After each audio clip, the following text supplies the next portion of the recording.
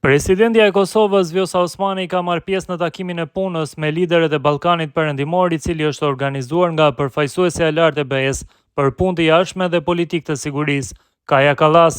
Ndonse presidentja Osmani ka postuar një fotografi vetëm me kryediplomatën e BE-s, duke mos treguar për takimin në fjalë, presidentja e Maqedonisë së Veriut, Gordana Siljanovska Davkova, ka dhënë detaje nga ky takim. Në profilin e saj në Facebook, ajo ka postuar një fotografi me pjesëmarrësit e këtij takimi, ku bie në sy fakti se Serbia është përfaqësuar nga ministri i jashtëm Marko Đurić dhe jo nga presidenti Aleksandar Vučić. Mora pjesë në takimin e punës për liderët nga Ballkani Perëndimor, organizuar nga përfaqësuesja e lartë e Bashkimit Evropian për punët e jashtme dhe politikë të sigurisë, Kaja Kallas. Vura në dukje nevojën për të dhënë fund përfundimisht standardeve të dyfishta, sepse ato nuk janë as mënyrë europiane, as vlerë europiane, por sjellje anti-europiane. Kujtova se integrimi i Ballkanit Perëndimor në BE është kyç, jo vetëm si proces zgjerimi, por si riintegrim thelbësor i rajonit në Europë, ku historikisht dhe kulturalisht i kemi përkitur gjithmonë. Është një kur për dilemat e sigurisë dhe ndarjet e reja që tashmë po shfaqen.